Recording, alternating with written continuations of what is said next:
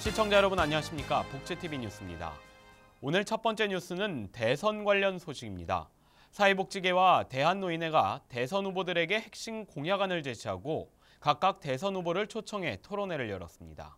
박준성 기자입니다. 복지국가를 위한 사회복지 총연대회의가 대선 후보 초청 토론회를 열었습니다. 이들은 장미 대선을 맞아 복지국가를 위한 5대 핵심 과제를 도출하고 이를 실현하는 15개 정책을 각 정당에 요구했습니다.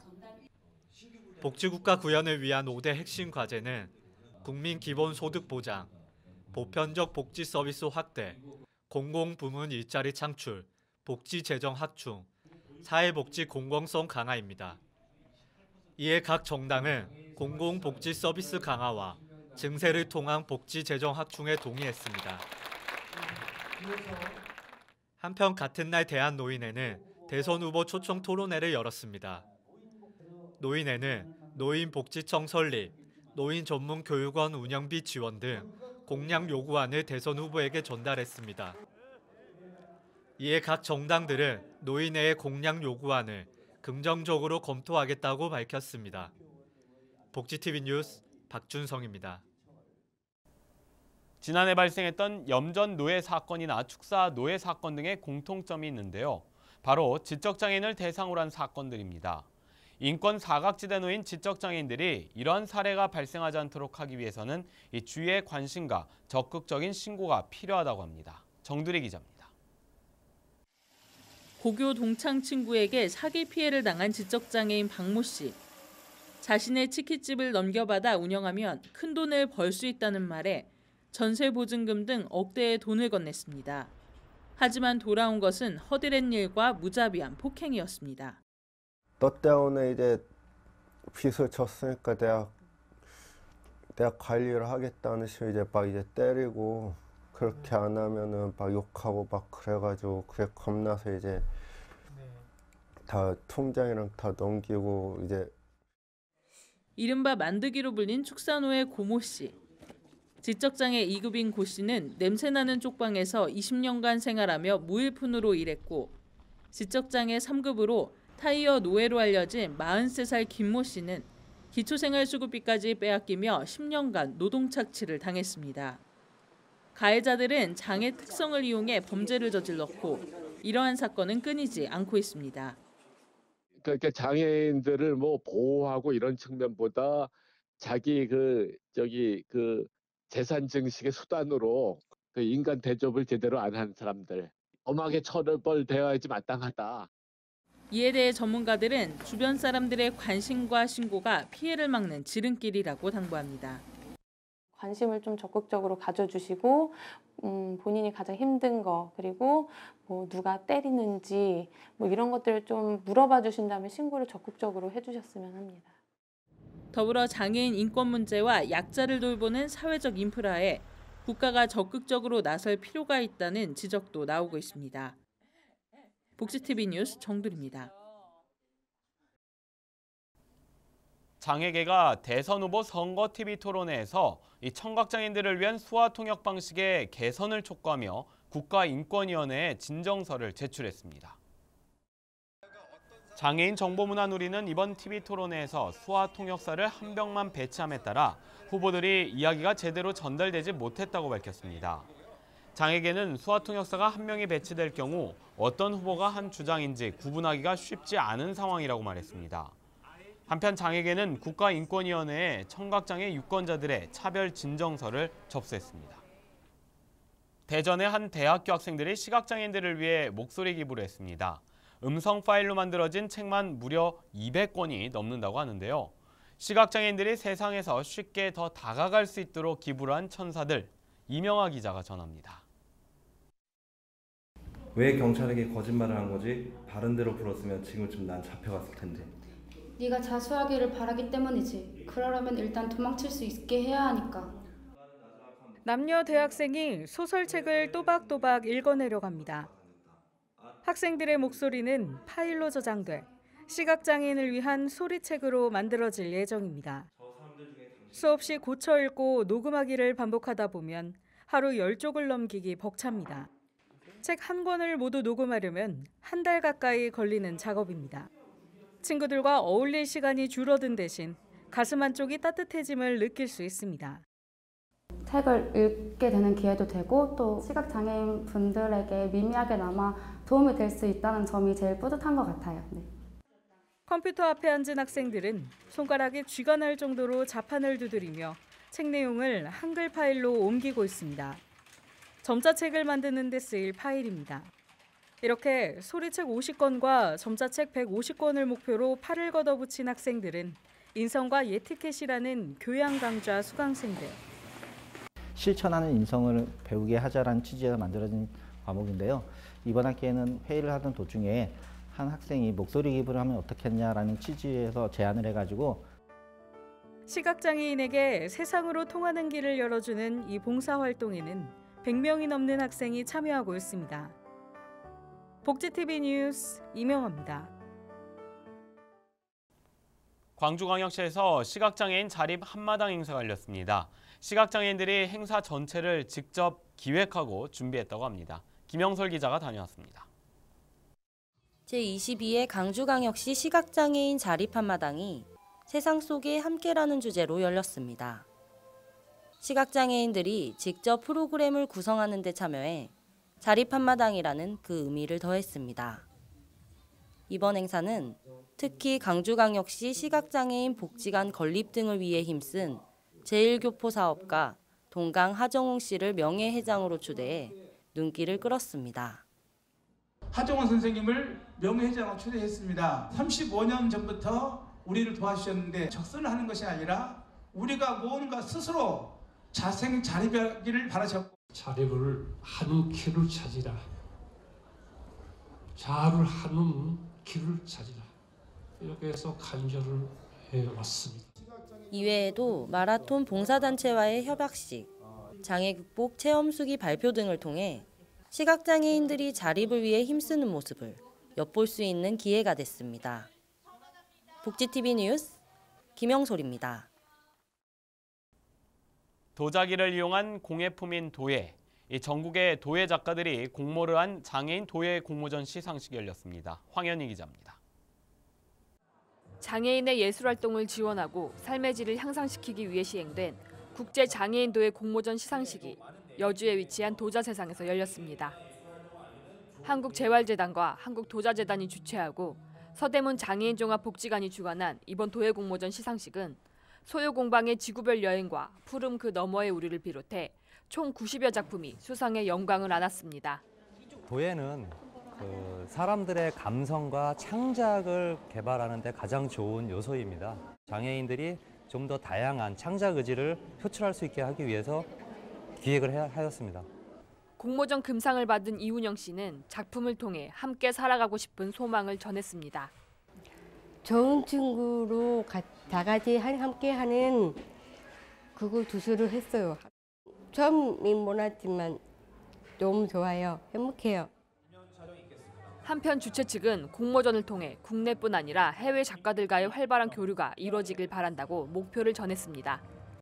앞으로 기회가 된다면 외국에도 기간을 많이 주고 공모전을 안내하고 좀 만들어서 또 이제 작가들이 이렇게 한국에 오든지 또 아니면 한국의 작가가 외국에 나가든지 이런 교류까지도 할 수 있는 기회가 있었으면 좋겠습니다.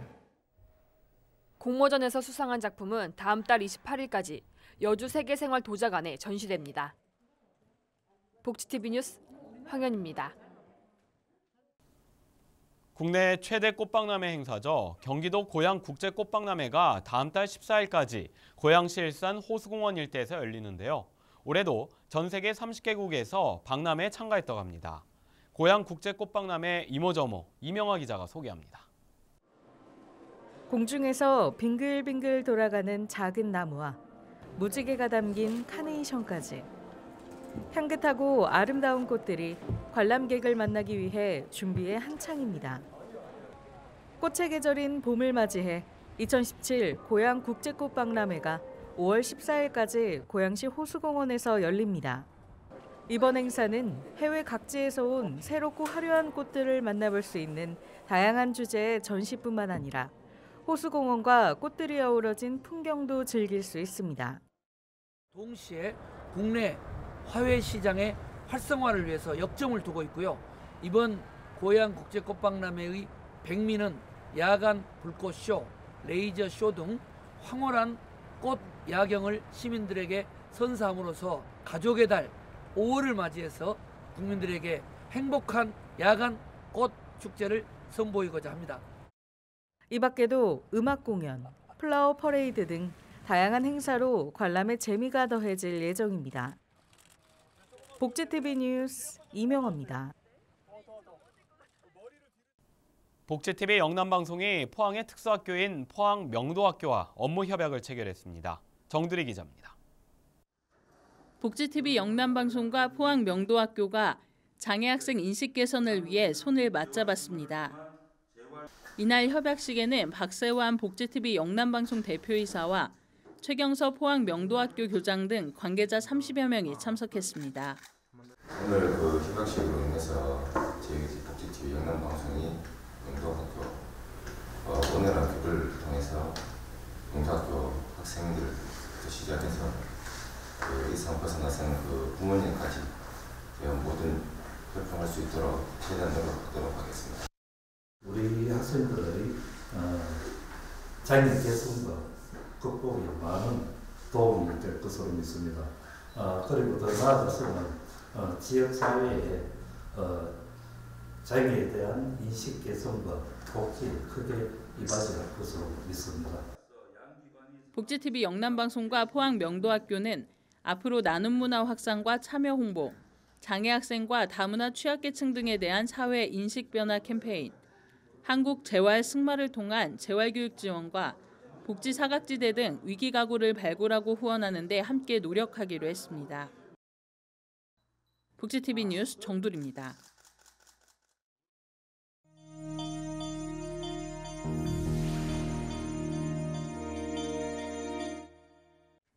이어서 간추린 뉴스를 전해드립니다.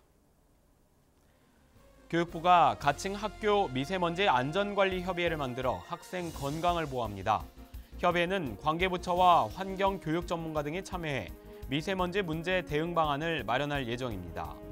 이 밖에도 교육부는 외부에서 활동이 어려운 날이 많아지는 점을 고려해 실외 수업을 대체할 수단도 확보할 것이라고 말했습니다. 청각장애인과 함께하는 콘서트, 몸으로 듣는 콘서트가 다음 달 20일 오후 2시 서울 올림픽공원 뮤즈 라이브홀에서 열립니다. 이번 콘서트는 소리를 듣는 것만이 공연 감상의 전제라는 고정관념 때문에 문화생활의 사각지대에 놓였던 청각장애인이 시각과 진동으로 느낄 수 있는 공연입니다. 서울시가 올해 청년수당 대상자를 다음 달 2일부터 19일까지 모집하고 오는 7월부터 50만 원씩 지급합니다. 청년수당은 올해 1월 1일 이전부터 서울시에 주민등록한 만 19세부터 29세 미만의 미취업 청년이면 누구나 신청할 수 있습니다. 서울시는 심사를 통해 5천 명을 선발하고 대상자는 오는 6월 21일 발표합니다. 서울시 복지재단이 소규모 복지시설 연대 시범 사업을 위한 사업 설명회를 개최했습니다. 재단은 이번 설명회 이후 다음 달 12일까지 접수를 받은 후 선정된 소규모 연대시설에게 3천만 원을 지원합니다. 한편 재단은 올해는 시범 사업이며 사업 성과에 따라 사업 연장과 확대 여부가 결정될 예정이라고 말했습니다. 성남시 장애인 권리증진센터가 다음 달 4일까지 성남시 장애인복지시설 총 24개소를 대상으로 장애인 참정권 보장 교육을 한다고 밝혔습니다. 센터는 참정권의 의미와 투표 방법 절차 등의 교육을 합니다. 특히 이번 교육은 센터에서 직접 시설을 방문해 시설 이용장애인과 거주장애인을 대상으로 교육을 진행하게 됩니다. 충북 괴산군 장애인복지관이 중증장애인을 대상으로 성교육을 진행했습니다. 이번 교육은 찾아가는 성교육 프로그램의 일환으로 직업재활 서비스를 받고 있는 중증장애인을 대상으로 마련됐습니다. 이 밖의 소식은 장애인신문과 웰페어뉴스 홈페이지를 통해 확인하실 수 있습니다. 이어서 이번 주 장애인신문 브리핑입니다. 한 주간의 복지계 소식을 장애인신문과 함께 다시 짚어봅니다. 장애인신문 1190호에서는 4월 20일 장애인의 날을 전후해 진행된 장애계의 활동들을 자세히 살펴봤습니다. 가장 먼저 전한 소식은 장애인 차별 철폐를 위해 장애 등급제, 부양 의무자 기준, 시설 수용 정책을 3대 적폐로 규정하고 이를 폐지하기 위한 5시간여의 서울 도심행진에 대한 기사입니다. 장애 인권, 노동, 사회 등 194개 단체가 결성한 4.20 장애인 차별철폐 공동투쟁단은 지금까지의 정부는 정책 추진에 대한 의지가 없었다는 지적과 함께 새로운 정부에서 이 문제를 반드시 해결해달라고 목소리를 높였습니다. 특히 이번 대행진의 끝은 대선 후보 정당들을 찾아가 의지를 보여달라는 촉구를 이어갔고 공약화 약속을 당부했다는 소식입니다. 다음 기사는 발달장애인이 중심이 된 장애인의 날 권리보장 촉구대회입니다. 발달장애인 당사자로 구성된 한국 피플퍼스트는 지난 20일 광화문 광장에서 가진 행사를 통해 자립생활과 일자리 보장 등을 외치는 한편 5월 9일 선거를 앞두고 발달장애인을 위한 쉬운 선거 공보물 등 참정권 보장을 촉구했습니다. 마지막은 사회복지계 소식으로 서울 서부지방법원이 지난 20일 서울, 강원, 대전, 울산 사회복지사협회 선거 무효 처분에 대한 효력정지 가처분 신청을 인용했다는 소식입니다. 지난 2월 17일부터 2달여 넘게 이어온 지방사회복지사협회 선거 무효 관련 논란에 대해 법원은 선거 임명부 확정 공고 미준수가 선거 무효 정도로 중대한 하자가 아니라고 판단했습니다. 이로써 관련 협회장 지위가 회복됐고 한국사회복지사협회는 법원 결정을 존중하고 선거 관련 규정 보완과 지방협회 운영 정상화를 약속했습니다. 더 자세한 뉴스는 장애인신문과 웰페어뉴스 홈페이지를 통해 확인할 수 있습니다.